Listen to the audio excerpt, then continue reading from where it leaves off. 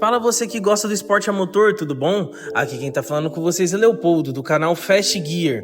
E hoje a gente vai estar falando sobre o GP do Japão de 1989, aquela corrida que foi retirada a vitória de Ayrton Senna, de forma injusta na minha opinião, e que, se fosse uma vitória computada, muito provavelmente ele ganharia o campeonato de 1989, já que no GP de Adelaide, né, no caso na Austrália, a outra corrida que ele precisava vencer, acabou tendo descontentamento geral, não somente dele, mas sim também da McLaren. Então, vamos lá.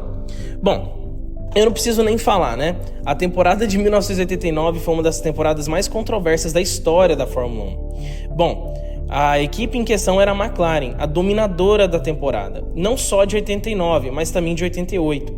Em 1988, o MP44 foi e até hoje é considerado um dos carros mais rápidos da história da Fórmula 1, juntamente com a sua dupla de pilotos, uma dupla absurda. Para mim, a dupla mais pesada em termos técnicos, em termos de direção, a mais competente possível. Alain Prost, o professor, e Ayrton Senna. Bom, não preciso nem falar quem é o Senna, né? É um cara absurdo de competente. Então, vamos lá. Na temporada de 1989, a McLaren veio com o MP45, uma evolução direta do MP44. Bom, foi desenvolvido pelo Neil Oatley, chefe de desenvolvimento da McLaren da época. E ele vinha com motor aspirado, já que em 1988 os motores turbo foram banidos da Fórmula 1. Então, os motores aspirados entravam em atividade. A Honda ela vinha com um motor V10, né, que na minha opinião o barulho desse V10 era um absurdo de incrível. Então vamos lá. Bom, em 1989 a Fórmula 1 já começava ali no GP do Brasil. No GP do Brasil não teve tantas intercorrências, porque o Senna teve um problema e ele terminou somente na 11ª posição. Já a Prost conseguiu um segundo lugar na sua estreia com o MP45. O problema era o seguinte, os dois tinham muita rivalidade. E quando eles iam disputar o campeonato, bom, era só entre os dois. A McLaren mesmo até disse que eles tiveram que separar as equipes. Basicamente era uma McLaren e outra McLaren, uma pro Prost, uma pro Senna. Então, vambora.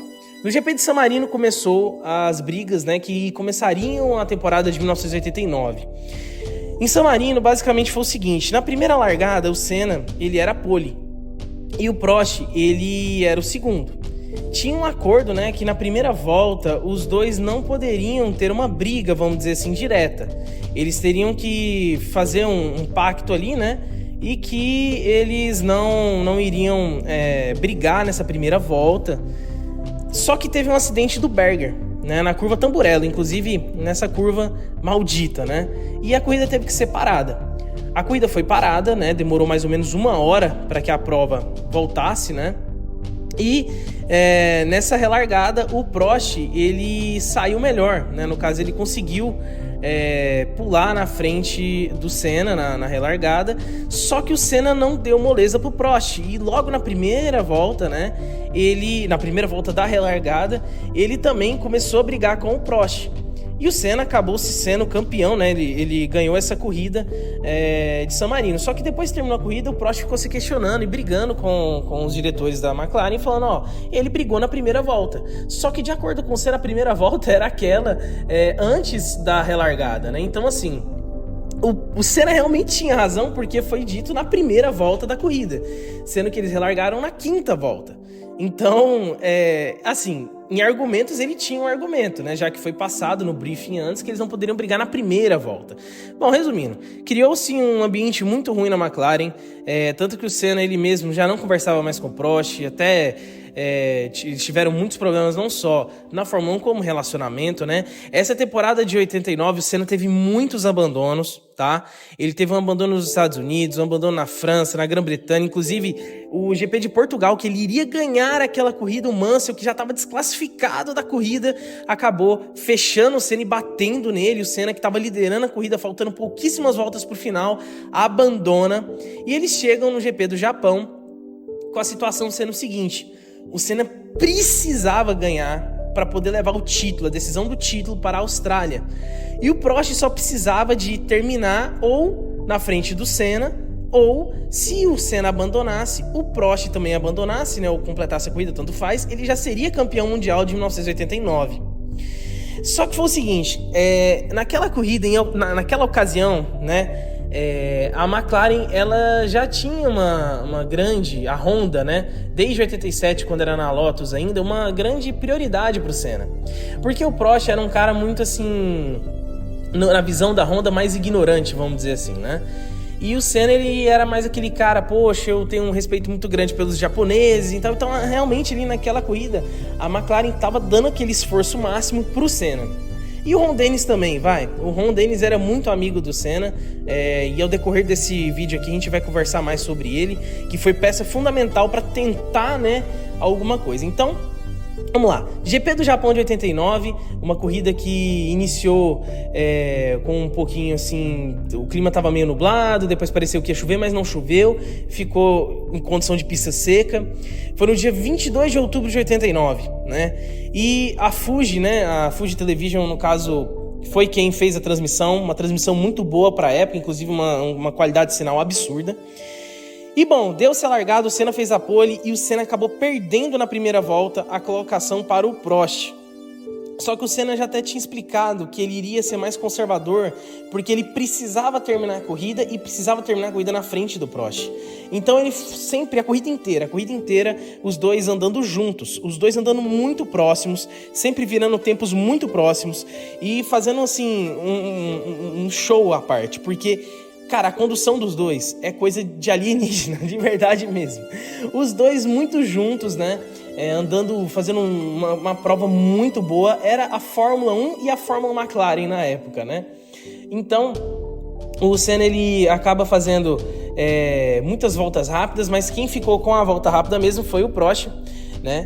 E, bom, resumindo, os dois sempre brigando ali. Lá atrás, né, a gente tinha alguns pilotos, né, que vinham também num ritmo ok, que era o Alessandro Nannini, que a gente vai conversar mais tarde, né, nesse vídeo, com a Benetton, o Patrese, o Boutsen, o Piquet com a Lotus, né, o Patrese e o Boutsen na época com a Williams, né, já com o motor Renault, e eles vinham ali brigando por posições, mas nada que ameaçaria a vitória da McLaren, né? Porque os dois carros estavam ali na primeira e segunda posição, fazendo voltas 1 segundo mais rápido do que os adversários.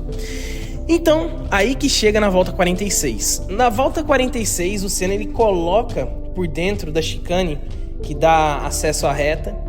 E como vocês podem ver nessa imagem fica muito claro. Na hora ali da corrida a gente não consegue ver.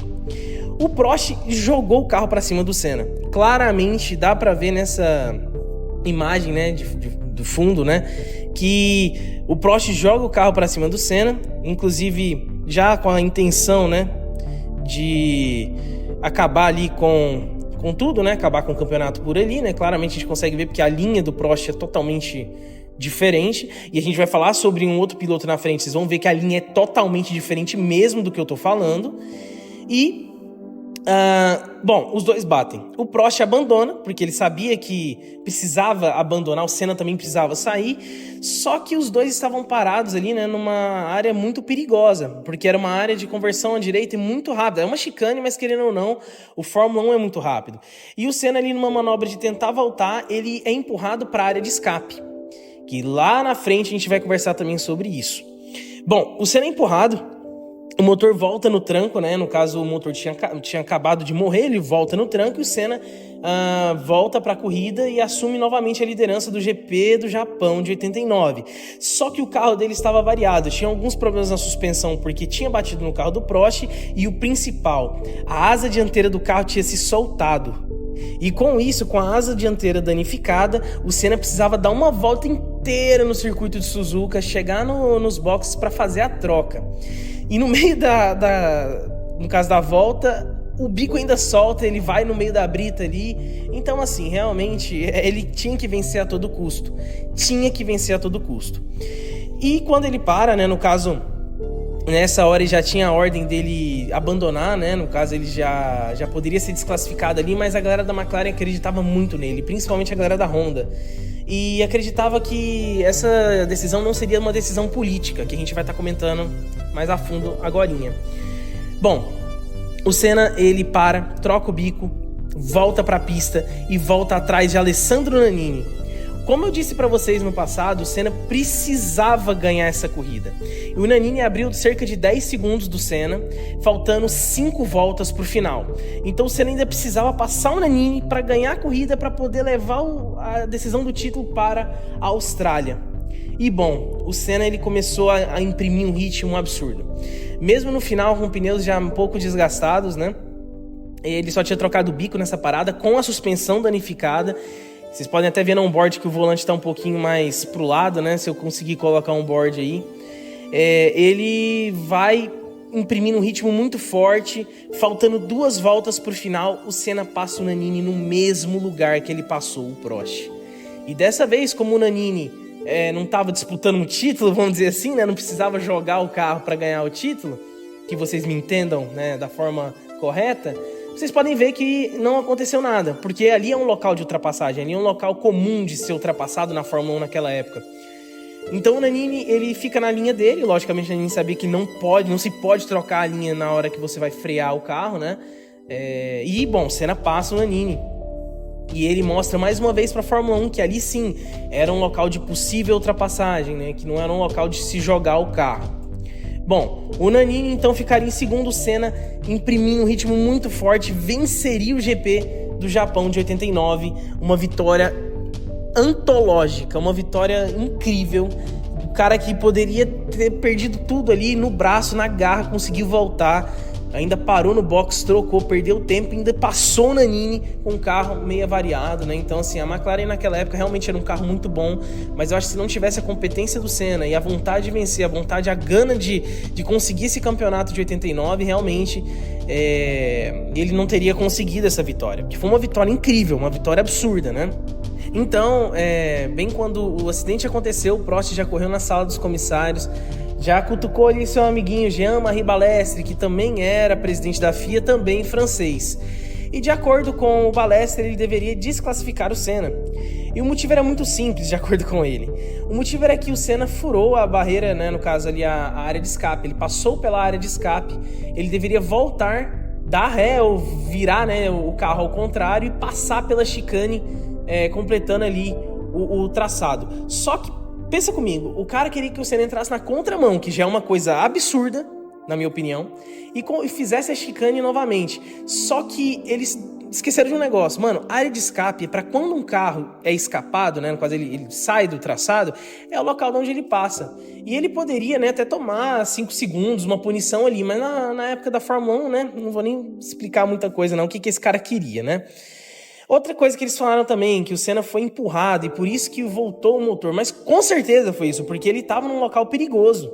Se um carro vem atrás, né, e acaba batendo ali, acabava acontecendo uma catástrofe. E justamente isso, o carro ser empurrado para a área de escape, não há problema. E se ele voltou a pegar no tranco, foi uma consequência daquilo, né? Então, assim, de todo jeito, eles queriam retirar, desclassificar o Senna e dar o campeonato pro Prost, né, vamos dizer assim. E o clima ficou muito ruim, porque isso já tinha acontecido com outros pilotos e nenhum deles tinham tido nenhum tipo de punição, nem mesmo exclusão, nem mesmo 5 segundos, nada, não tinha tomado nada, um drive-thru, nada. Então o Senna é desclassificado do GP do Japão. Quem ganha é Alessandro Nannini da Benetton, completando o pódio Patrese e Butsen. E o Senna, ele tem que fazer um pedido de desculpas, né, pro Jean-Marie Balestre por causa de tudo isso. Eu acho um absurdo, né? Em 89 ainda teve mais uma corrida que foi o GP de Adelaide, tava sem clima, a McLaren sem clima, o Prost nem correu a corrida, tava chovendo bastante, mas eu tenho certeza que se o resultado do GP do Japão fosse diferente, o GP de Adelaide seria também diferente, seria uma prova que o Senna, acho que ele tentaria de tudo, já que o Prost nem correu, né? Então, assim, foi muito manipulado, porque, de acordo com a regra, o Senna não fez nada de errado, porque ele estava numa posição de perigo, ele estava disputando o campeonato, e ainda mais, eles queriam que ele desse meia volta, né? Virasse o carro ao contrário para poder voltar na chicane. Inclusive, no ano de 1990, ele fica muito indignado porque o próprio Piquet mesmo, né, numa entrevista, na coletiva de imprensa ali no briefing, fala que, cara, o que vocês tentaram fazer no passado, falando pra FIA, né, é muito errado, porque imagina você ter que voltar no caso de contramão, para poder fazer chicane, e a FIA dessa vez concordou com o Nelson Piquet e não com o Ayrton Senna um ano antes, fazendo assim ele perder o campeonato mundial e aquela corrida de 89, beleza? Se você gostou desse vídeo do canal Fast Gear, considere se inscrever. O meu Pix tá aqui embaixo também se você quiser fazer alguma doação. Valeu e tamo junto, viu? O próximo vídeo aí sai em breve. Até mais!